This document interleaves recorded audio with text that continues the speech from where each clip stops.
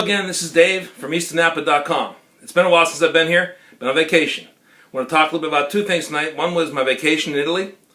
We had 2 weeks in Italy. Fabulous wines. Although I'm a California snob, I really enjoyed some of the local wines. Had some great Brunellos up north, some nice Valpolicella in Positano, and most of all, we had some great, amazing homemade wine, which I don't even know what grape it was, from my cousin's place in Conflente. So thanks for good wines in Italy. Although I'm a California snob, I go back to my California cabs all the time. Some great wines in Italy and some outstanding beverages were had. Secondly, I want to talk about a subject. A friend of mine I played golf with yesterday for the first time, Ed from Pepper Pike. He mentioned he's going on a first-time trip to Napa in a couple weeks. And I want to give him my top 10 things to not miss in Napa your first time out. So here goes. Ed, this is for you. First of all, Frank Family Vineyards. I've mentioned it before on the blog. Dennis at Frank Family Vineyards. In my opinion, one of the best wines and wineries and values out there. And Dennis is a true character. If you have a chance, have an appointment with Dennis, you'll have a blast. Make sure you buy some good wine. Number two, the Rutherford Grill. Great dining, inexpensive, good food. No corkage fee. Take your own wine. You might run into somebody you might recognize at the restaurant. A lot of fun, good service, and great people. Number three, Gilwood's Cafe. It's in St. Helena. The best breakfast in town in the entire valley. It's packed usually, so you get there early. But if you want a good hearty stick to your ribs breakfast for wine tasting, Gilwood's is a place to go. Number four, Gott's Refresher.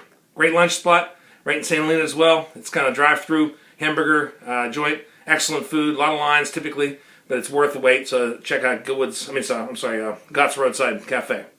Chimney Rock Winery, one of my favorite wineries. Don't hesitate to go there. They're great people, good wines, and they have a good experience.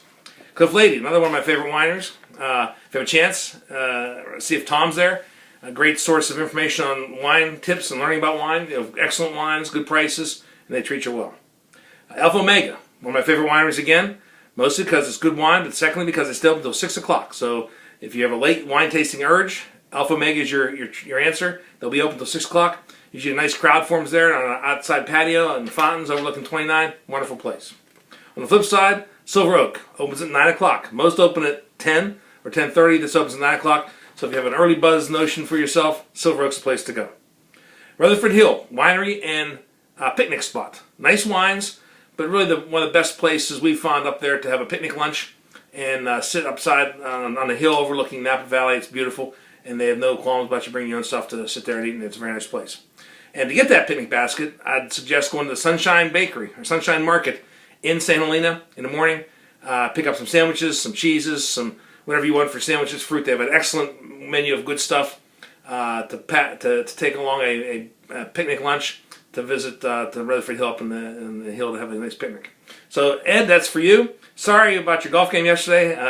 I know we had a good match. I got the best of you. Next time maybe you have a shot. But I want you to have a great time in Napa. And if you see the blog, any questions, feel free to answer. And have a nice trip and hope you enjoy your wines and buy a lot of wine. So until then, cheers, have a great trip, and we'll talk to you later.